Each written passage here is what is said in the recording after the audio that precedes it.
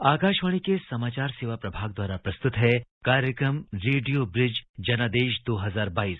इस कार्यक्रम में हम उत्तर प्रदेश, उत्तराखंड, पंजाब, मणिपुर और गोवा में विधानसभा चुनाव परिणामों पर हिंदी और अंग्रेजी में चर्चा करेंगे। कार्यक्रम में दिल्ली स्टूडियो में बैठे हमारे विशेषज्ञ आमंत्रित विशेषज्ञों के साथ बातचीत करेंगे।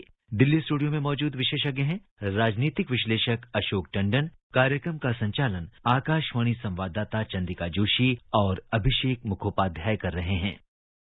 नमस्कार। समाचार सेवा प्रभाग के 5 विधानसभा चुनाव परिणामों के इस विशेष रेडियो ब्रिज कार्यक्रम में अभिषेक मुखोपाध्याय के साथ में चंद्रिका जोशी आप सभी का स्वागत करती हूं।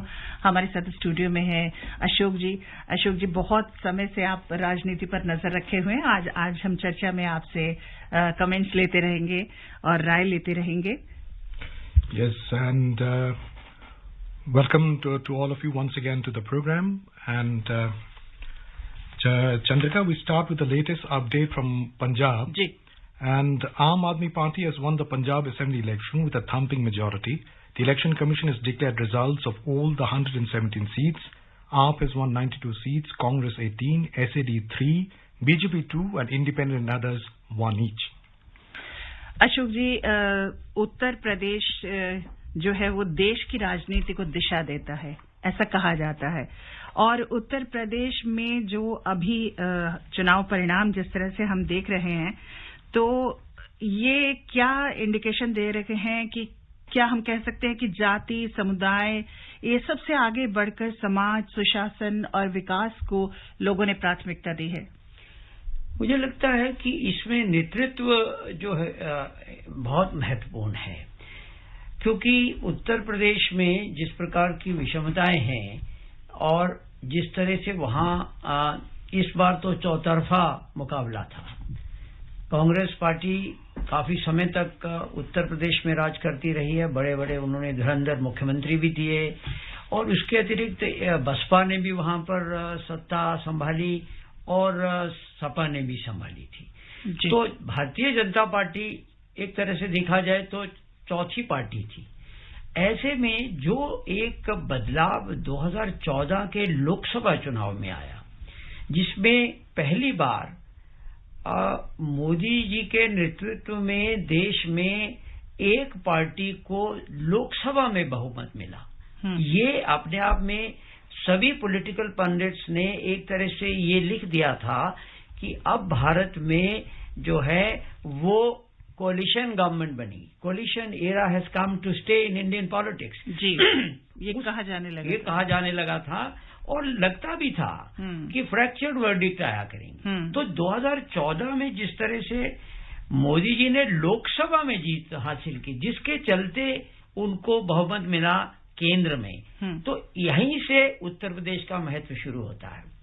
80 सीटें हैं, तो जिस प्रदेश से 80 सीटें लोकसभा की आएंगी तो स्वाभाविक है कि केंद्र की सत्ता का रास्ता वहीं से निकलकर जाएगा। और वही चीज हुई जब 2017 में भारतीय जनता पार्टी को प्रचंड बहुमत मिलता है उत्तर प्रदेश में, और वहां पर जो सपा की पहले सरकार थी वो वहां से हटती है, और उस समय तो कोई मुख्यमंत्री का भी चेहरा नहीं था। उत्तर प्रदेश के 17 के चुनाव में भारतीय जनता पार्टी ने कोई चेहरा नहीं दिया था। तो ये भी कहा गया कि 2017 की विधानसभा की प्रचंड जीत भी मोदी जी के कारण हुई थी, और उसके बाद फिर 2019 में लोकसभा होती है।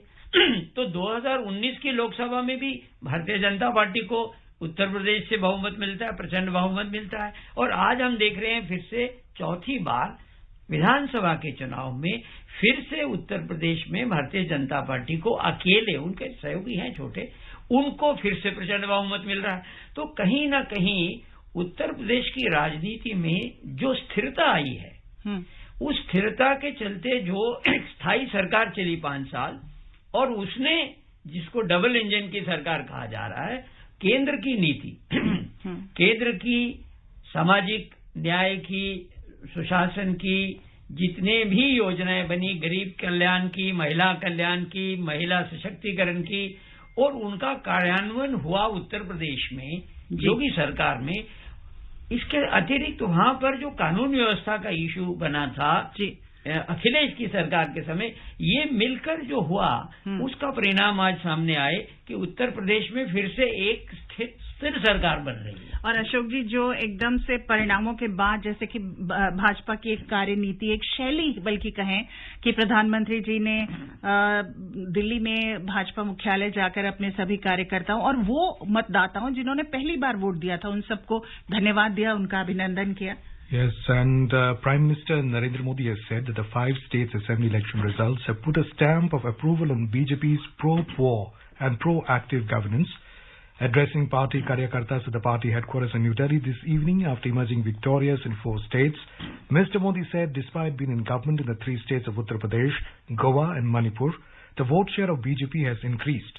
He said in Goa, BJP has emerged as the single largest party. Mr. Modi said even after being in power for 10 years, the number of BJP seats in the state has increased. He said BJP has created history in Uttarakhand too. The Prime Minister said Uttar Pradesh has given many Prime Ministers to the country, but this is the first instance that a Chief Minister who has completed a 5-year term has been re-elected.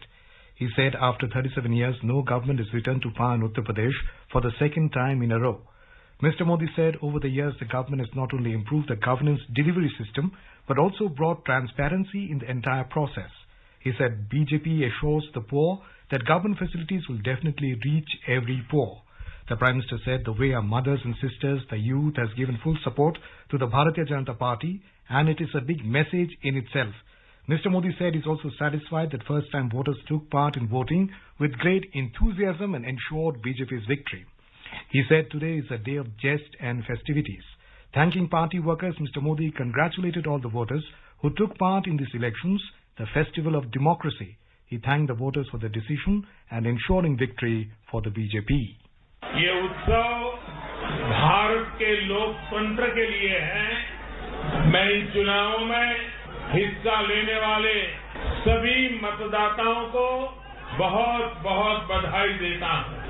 उनके निर्णय के लिए मतदाताओं का आभार व्यक्त करता हूं। विशेष रूप से हमारी माताओं बहनों ने, हमारे युवाओं ने जिस प्रकार भारतीय जनता पार्टी को भरपूर समर्थन दिया है, वो अपने आप में बहुत बड़ा संदेश है। मुझे इस बात का भी संतोष है कि फर्स्ट टाइम वोटर्स ने बढ़ चढ़कर मतदान में हिस्सा लिया और भाजपा की जीत पक्की की।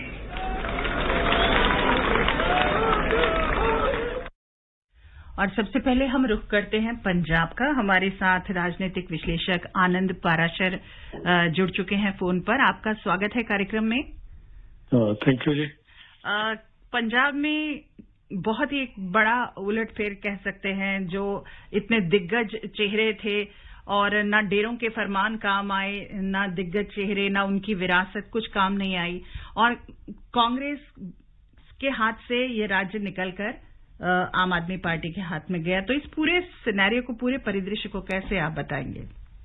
देखिए, मैं समझता हूं कि अगर कांग्रेस का पंजाब में इतना बुरा हाल हुआ है तो इसके लिए प्राइमरीली कांग्रेस खुद जिम्मेदार है। इन चुनाव के नजदीक आकर कांग्रेस हाई कमांड ने दिल्ली में बैठे पंजाब से कोई उनका सीधा कोई रिश्ता नहीं, कोई राब्ता नहीं है। अपने वहां दिल्ली में बैठकर उन्होंने फैसला किया कि जी जो हम अपने घुड़सवार हैं वो एन मिड स्ट्रीम में बदल देंगे। उसका जो रिजल्ट हुआ वो आपने देख लिया। कैप्टन अमरिंदर जो है वो भाजपा में चले गए और उनके साथ टाई अप कर लिया इन्होंने, और जो चन्नी और नवजोत सिद्धू रह गए आपस में लड़ के उन्होंने कांग्रेस का आम कार्यकर्ताओं का जो हाल किया, जो जिस तरह डिमोरलाइज हुआ, उस सब का रिजल्ट ये हुआ कि जो अरविंद केजरीवाल ने अपना दिल्ली जो मॉडल ऑफ डेवलपमेंट यहाँ पेश किया उसकी पंजाब में काफी रेजोनेंस हुई। पंजाब के लोग जो हैं रिवायती पार्टियों के वादों से और फिर उन वादों से मुकरने के जो इनकी जो शैली रही है उससे बहुत वो उदास रहे, बड़ा उनसे नाराज थे और अपना गुस्सा जो है उन्होंने इस इलेक्शन में निकाला है और नारा यही चला कि अब की बार जो है वो एक नई पार्टी को मौका दिया जाए। और जहां पर जो आम आदमी ने नारा दिया था कि हम चाहते हैं कि हमें यहाँ पर काम करने का मौका दें, हमारे एक बार कम से कम हमें ट्राई किया जाए, और दूसरी बात यह है कि जो आम आदमी पार्टी को अब की बार जो यंग वोटर हैं, फर्स्ट टाइम वोटर हैं और इवन औरतों ने बहुत समर्थन दिया है। विद रिजल्ट के पंजाब का कोई रीजन ऐसा नहीं जहां उनको कामयाबी नहीं मिली, चाहे वो बालवा हो, चाहे वो माजा हो और चाहे वो कोई और रीजन हो। दुआबे में भी वो बड़े अच्छी तरह लेके गए हैं। और उसमें ये हुआ कि कांग्रेस के दिग्गज नेता जो अपना नवजोत सिद्धू वो हार गए। सिमिलरली अपने चन्नी साहब जो दो हल्कों से लड़ रहे थे, दोनों से उनको हार का सामना करना पड़ा।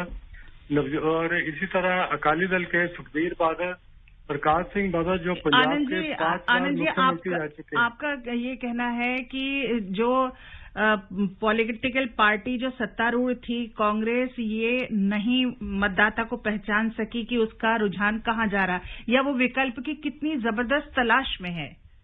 इसी के साथ मैं पराशर अशोक टंडन बोल रहा हूँ। मैं इसी के साथ ये जानना चाह रहा हूँ कि क्या पंजाब की जनता ने पहले से ही मन बना लिया था कि इस बार हम आम आदमी पार्टी को लाएंगे कांग्रेस की इन फाइटिंग से पहले ही? क्योंकि जिस तरह के नतीजे आए हैं वो ये कांग्रेस की इन फाइटिंग के बाद वहां के मतदाता ने मन बनाया, ऐसा लगता नहीं है। पहले से ही मन बना चुके थे कि इस बार हमने ना कांग्रेस को ना अकाली दल को। आनंद जी, इस पर बताइए कि पहले से मन बनाया था कि कांग्रेस के अंतर कलह ने ये मन बदलवा दिया वोटर? नहीं, टंडन साहब ठीक कह रहे हैं। ये काफी देर से बड़ा स्ट्रांग अंडरकरेंट चल रहा था पंजाब में कि जो रिवायती पार्टियां हैं ये पहले वादा करती हैं और जब सत्ता में आती हैं उसके बाद सब भूल जाती हैं।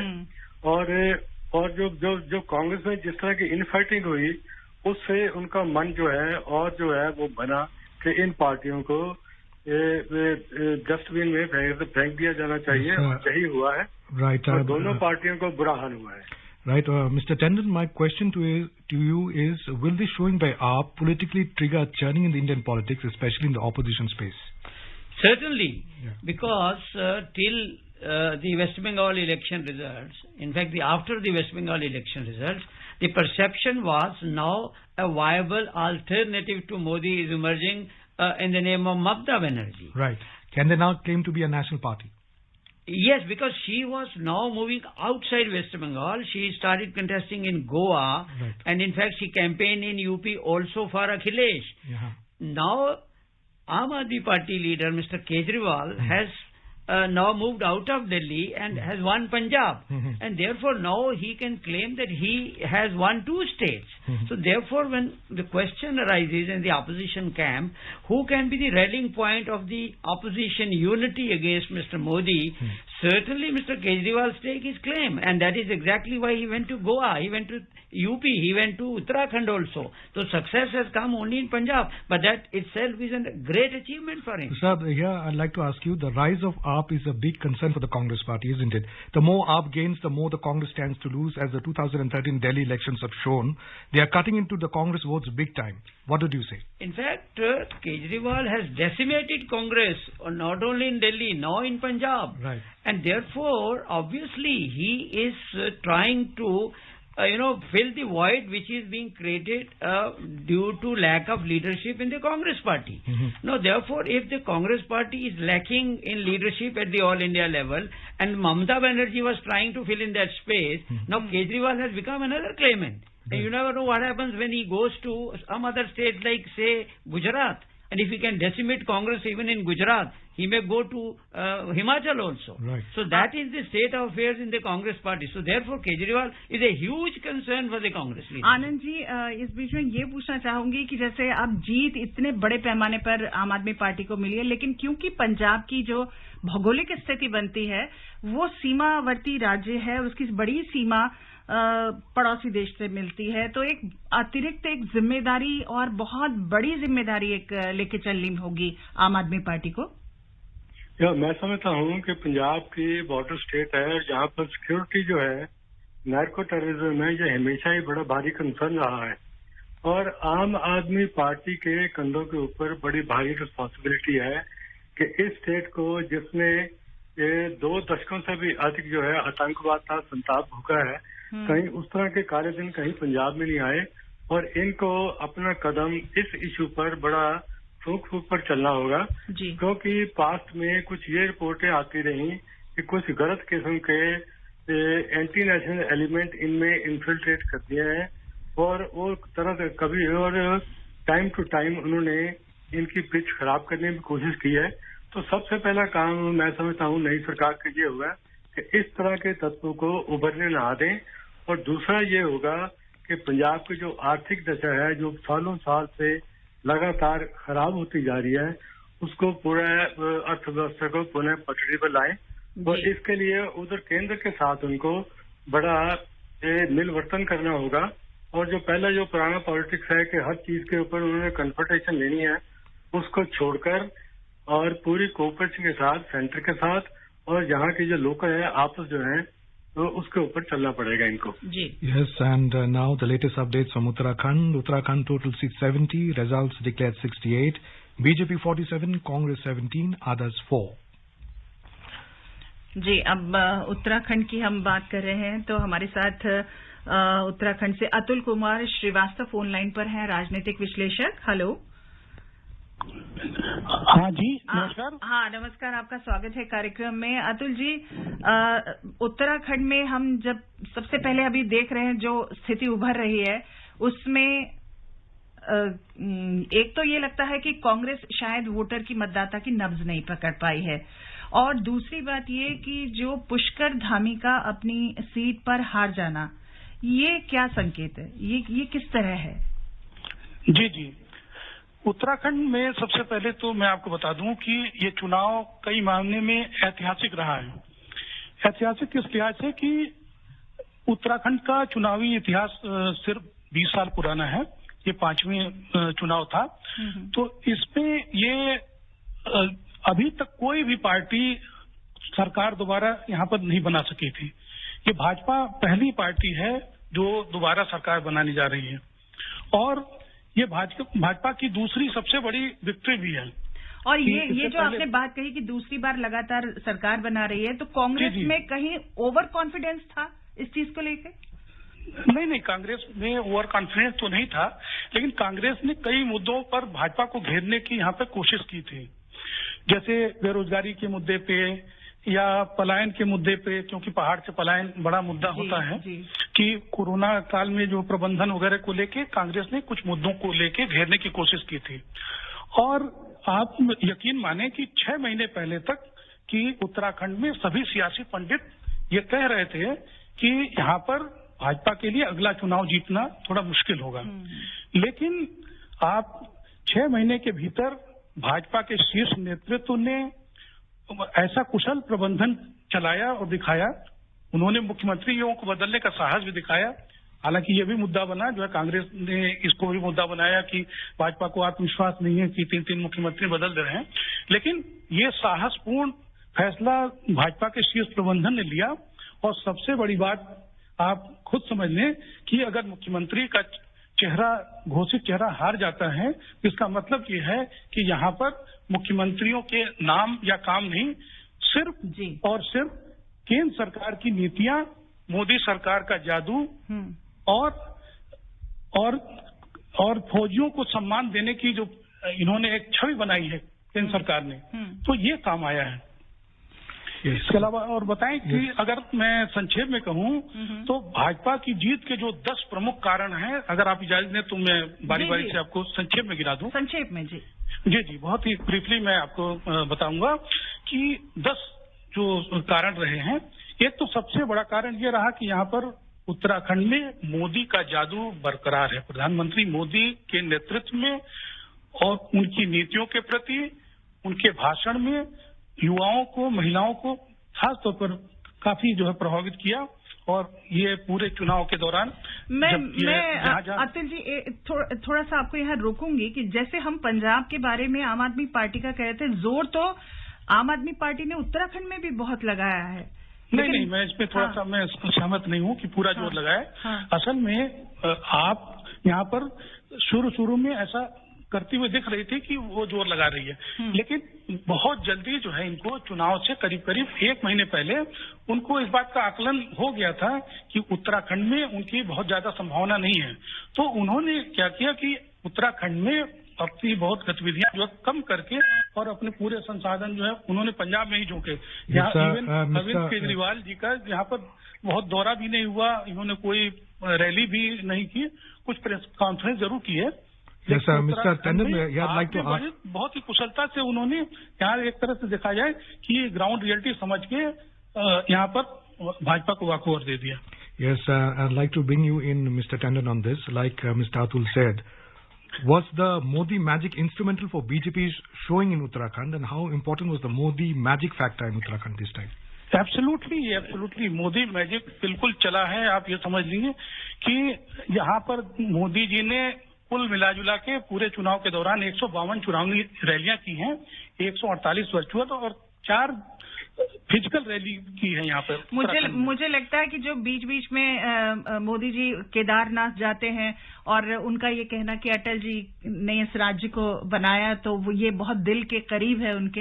ये सब वहाँ की जनता ये मोदी जी की ये छवि है उत्तराखंड में कि मोदी जी को उत्तराखंड से बेहद लगाव है।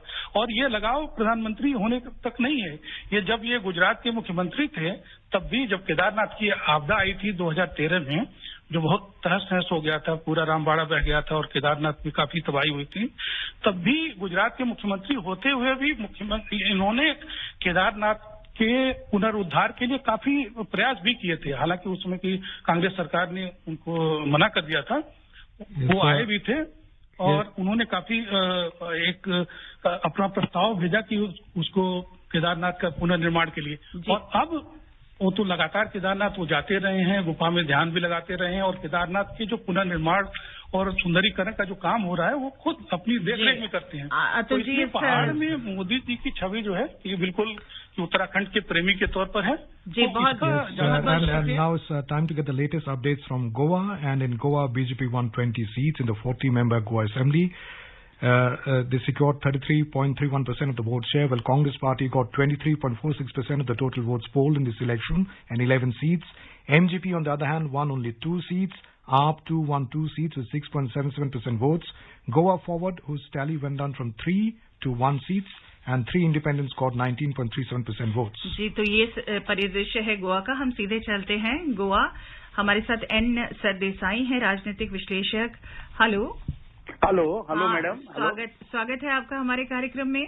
धन्यवाद मैडम। हाँ, ये जो गोवा में भारतीय जनता पार्टी की सरकार एक बार दोबारा बनने के लिए जा रही है, ये आपको क्या लगता है कि कांग्रेस की वहाँ ऐसी हालत के कारण क्या है? जबकि कांग्रेस ने पिछले 1 महीने से करीब बहुत पूरी जोर आजमाइश लगाई थी। चिदम्बरम साहब वहां बैठे थे, डी शिव कुमार कर्नाटक से वहां अपनी पूरी टीम के साथ मौजूद थे, फिर कहाँ चूक रह गई कांग्रेस से? Madam, the main important reason why Congress failed in Goa was that the anti incumbency votes, that is the votes जो बीजेपी के अगेंस्ट पड़ रहे थे, वो स्प्लिट हो गए।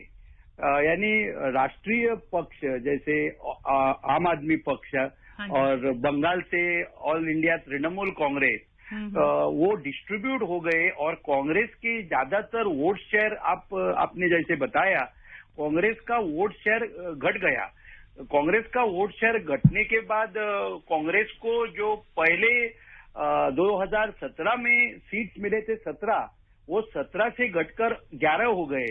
और जैसा आपने बताया 1 महीना पहले सेंट्रल लीडरशिप भी इधर आके उन्होंने प्रयत्न किए, लेकिन कांग्रेस के ज्यादातर जो आमदार थे, ज्यादातर एमएलए थे, वो कांग्रेस छोड़ चुके थे।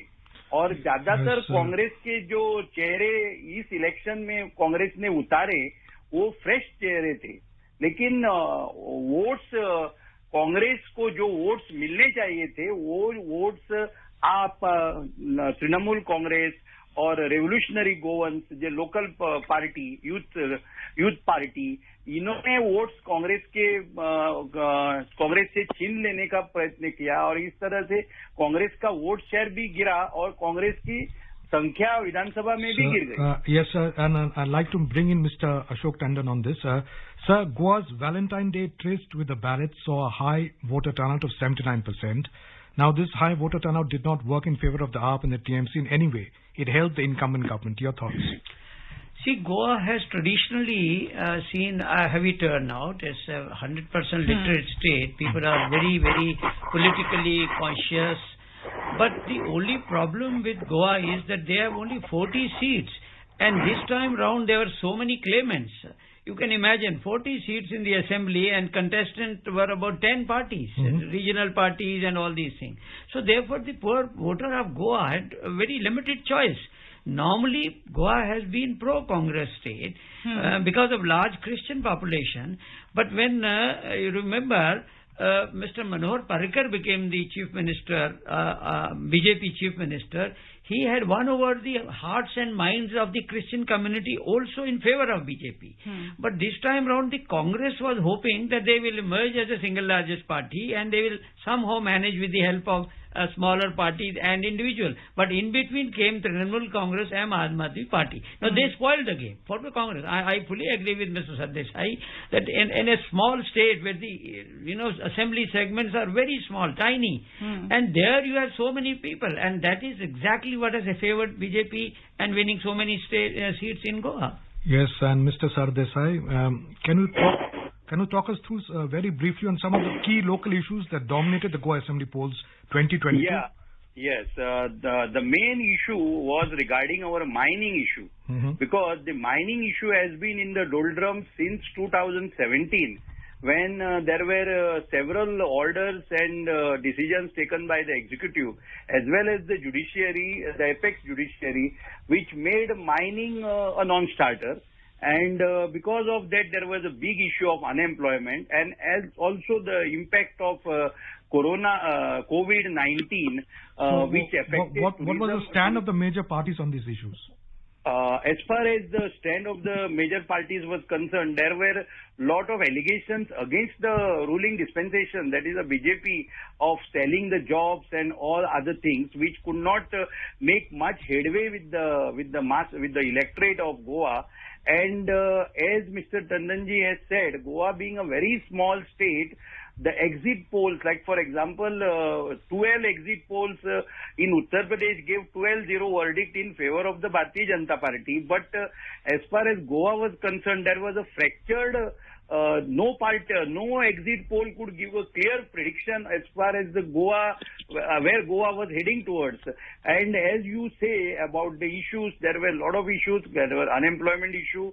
Goa being a small state, there are around 60,000 government employees, I think, which is the highest rate for any state in the whole of the country if you consider Goa's tiny population of maybe 16 lakhs and 11 lakh voters. So, and there were issues of corruption and unemployment, and Goa coming into the mainstream has seen a lot of infrastructure projects, be it the highways, the bridges and all, more than 20,000 crores by the central government to get Goa into the mainstream. But leaving that aside, what has happened in Goa is, being a small state, also has many problems. You will bear me out on this. Goa is a small state. It is a touristic place. It has casinos, but there are a lot of problems with all this manifesting. But on the ground, due to multiplicity of political parties, the voter was confused. Right. To make the equation more favorable for the BJP, the vote share got fragmented to such an extent that barring just around 4 to 5 candidates who secured a victory margin of around 5,000 to 6,000 votes, all the other candidates finished with margins of less than 1,000 votes. Okay. Thank you, Mr. Sardesai, for that analysis. And now a quick update from Manipur. And Manipur, the total seats were 60, results declared 56, BJP 29, NPEP 6, NPF 5, Congress 5, others 11. So we move to Manipur. And we are joined by a political analyst from Manipur, Mr. N. Iban Gochawi. Yeah. And sir, N. Biren Singh is one from the Hainang constituency. Give us a brief overview of the last 5 years of the N. Biren Singh government in Manipur. How was his term in office like? In fact, there was a certain jump in the BJP total tally. When the election started, the BJP, in fact, said they would be winning around 40 seats out of the 60. I think the total tally ended up at 32. Mm-hmm. Maybe because, in fact, if you look at some of the candidates who were denied ticket from BJP, who did not get ticket from BJP and contested as an independent from NPP and JDU at the 11th hour. Mm-hmm. In fact, if the party decision to give a ticket to some of them, they might have crossed 36, 37. I think that was the final roundup. But I think in Manipur, as I normally say, that being a very small state, the very remote corner of the country, the ruling party in Delhi, say in the capital, the BJP would always have an edge.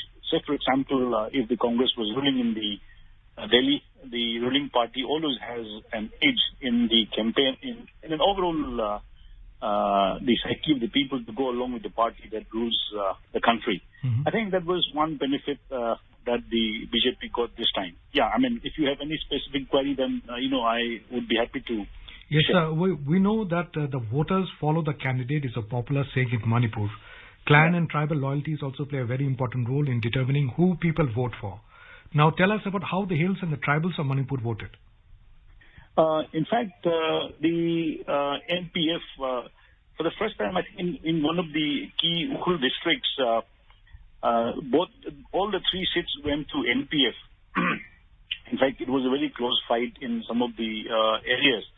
I would say that BJP did comparatively good in the hill constituencies, and I think in Chandel, almost in all the districts, they did comparatively better than last year, better than the last 2017 elections.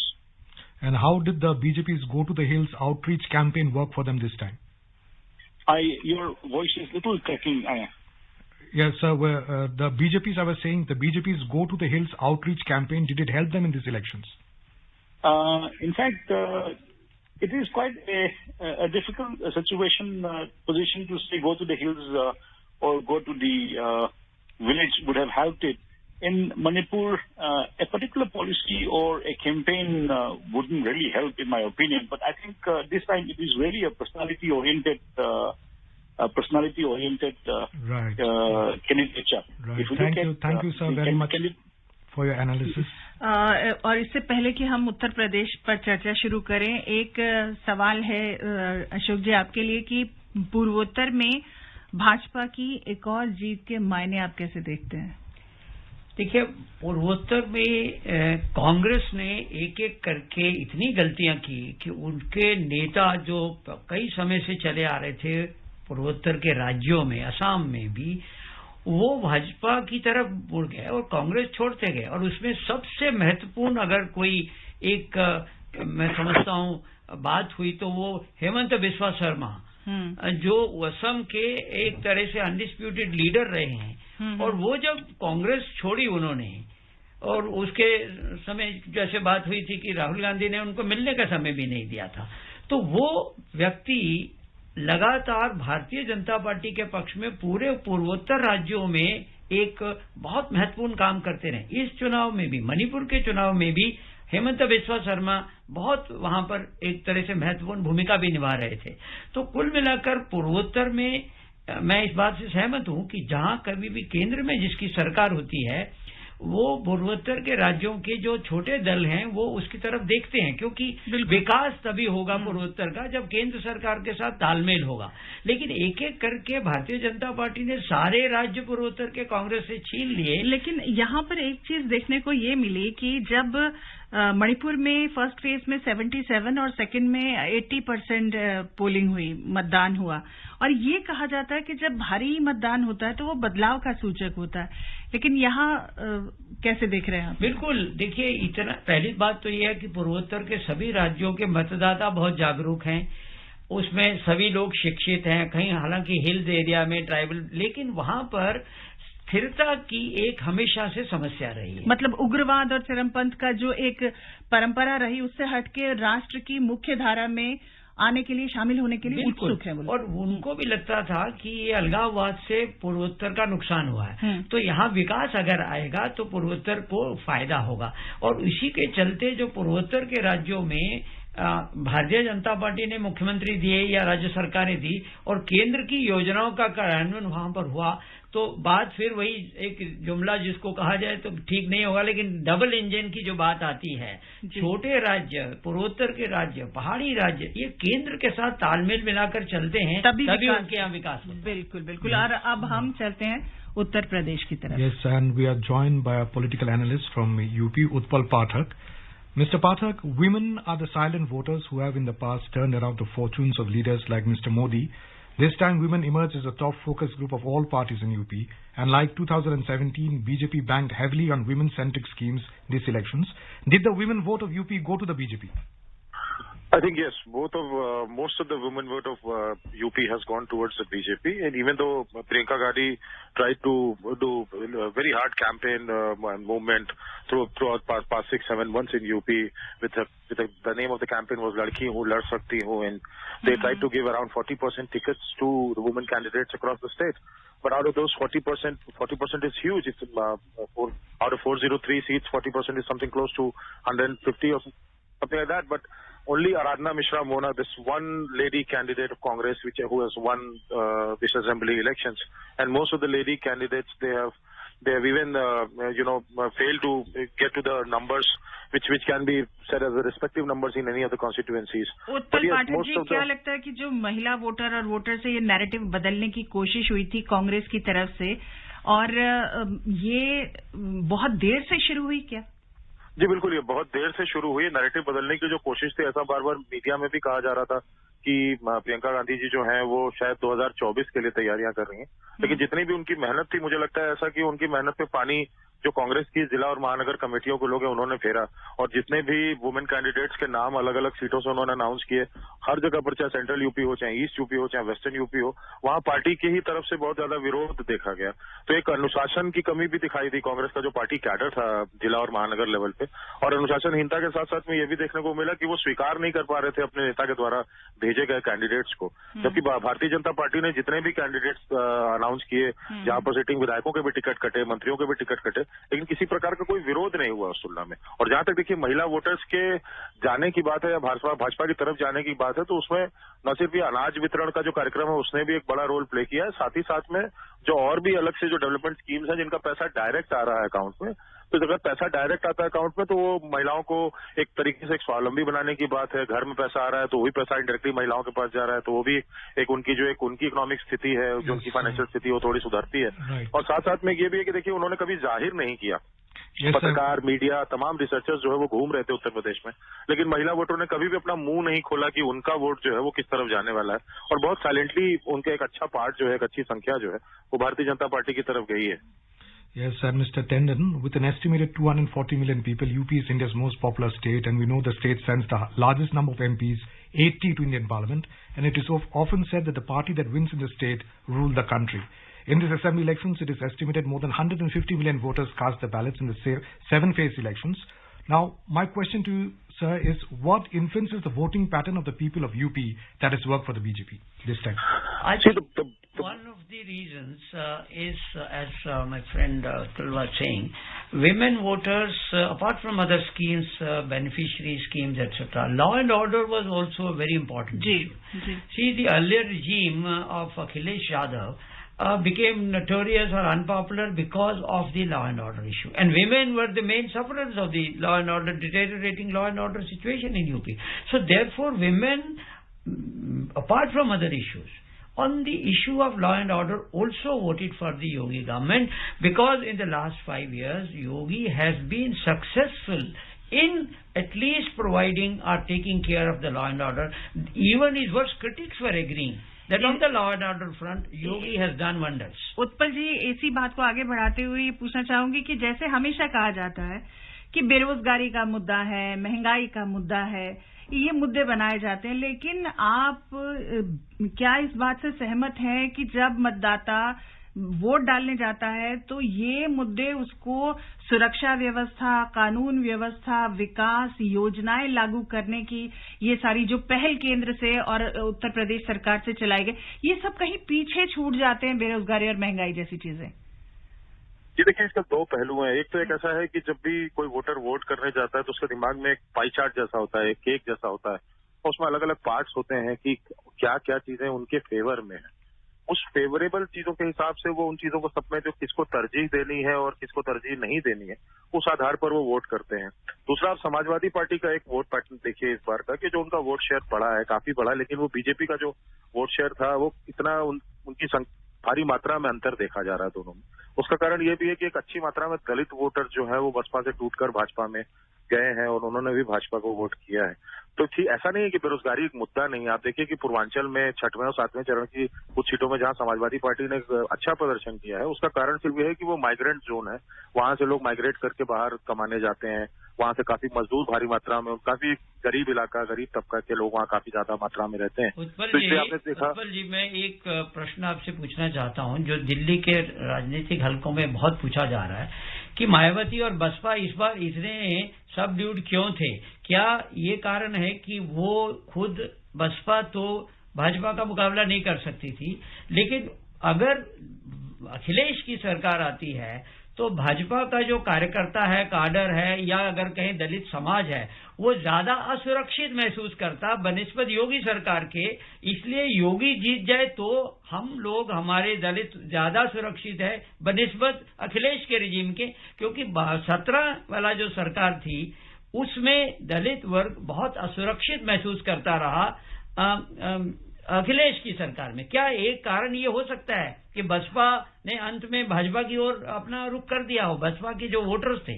जी बिल्कुल, आपकी बात बिल्कुल सही है। और इसका एक major कारण आप देखिए कि जब 2017 में उत्तर प्रदेश में योगी आदित्यनाथ जी की सरकार आती है, उसके बाद से जहां कहीं भी दलित एट्रोसिटीज के मामले देखे गए, मैक्सिमम जगहों पर सरकार ने त्वरित कार्रवाई की है और मैक्सिमम जगहों पर जो है वो दलितों के बीच में एक मैसेज जाने की कई तरह से गया है कि सरकार जो है वो उनके फेवर में सोच रही है। उसके अलावा जो गरीब दलित हैं उनके लिए जो आवास है वो भी एक बड़ा फैक्टर बना। तीसरा, जो नॉन जाटव या नॉन हरिजन जो दलित जातियां हैं, जैसे कि धोबी हो गया या तमाम और अन्य जातियां कहीं हो गई जो कि दलित के उसमें आते हैं, आप देखिए कि वो ट्रेडिशनल पहले से बीजेपी वोटर्स हैं, तो एक उनके वजह से भी एक बाकी जातियों का एक शिफ्ट भी देखा गया। लेकिन साथ साथ में जो गुंडाराज वाली बात है आप कह रहे हैं, हाँ बताइए, जो आप गुंडाराज वाली बात कह रहे हैं, जाहिर सी बात है कि वो बिल्कुल सुरक्षित महसूस कर रहे हैं, इसीलिए कि जिसको एक टेक्टोनिक शिफ्ट कहा जा रहा है। जो 20% पे कभी बहन जी टिकी रहती थी अपनी पार्टी के साथ में, उनका 6 से 7% वोट शेयर जो है वो घिसता है और उसमें से एक भारी मात्रा जो है भारतीय जनता पार्टी में गई, जो निश्चित रूप से युवा वोटर्स उसमें काफी ज्यादा है। हम लोग चुनाव में घूम रहे थे पिछले 2-2.5 महीने से, तो हमने देखा कि जो भी युवा है या कि 45-40 से नीचे के जितने भी हमको दलित लोग मिलते हैं, चाहे वो महिला हो चाहे पुरुष हो, उनका रुझान हमें भारतीय जनता पार्टी की तरफ अधिकांश जगहों पर दिखा था, जिसका कारण सरकारी स्कीम्स के साथ साथ में लॉ एंड ऑर्डर और तमाम अन्य भी बिंदु थे, जो कि मिलाकर के एक समग्र उनके प्रति एक जो है एक सॉफ्ट कॉर्नर बीजेपी का बना दलितों के मन में। एक छोटा सा संक्षेप में टिप्पणी चाहूंगी कि जैसे पश्चिमी उत्तर प्रदेश है, जाट बहुल इलाका है, वहां भारतीय जनता पार्टी का प्रदर्शन तो अच्छा रहा है किसान आंदोलन के बावजूद। हाँ, उसके बावजूद जी देखिए, पहले दूसरे चरण में जो जाट बहुल इलाका आप देखें, वहां पर भी पिछली बार भी 110 सीटें टोटल होती हैं पहले दूसरे चरण में। पिछली बार 2017 में भी भारतीय जनता पार्टी का प्रदर्शन काफी अच्छा था, 90 से अधिक सीटें आई थी। इस बार ऐसा माना जा रहा था कि जयंत चौधरी के साथ में समाजवादी पार्टी का अलायंस है, लेकिन उस अलायंस के बावजूद भी जाटों ने बहुत जगह पर स्ट्रैटेजिक वोटिंग की है और बहुत जगह पर मामला ऐसा भी हो गया है कि जाट इस बात से भी नाराज थे कि जहां जाट कैंडिडेट समाजवादी पार्टी गठबंधन ने नहीं दिया है जिन सीटों पर, उन सीटों पर जाट जो है वो जाट वोट जो है वो पूरी तरीके से भाजपा की तरफ गए हैं।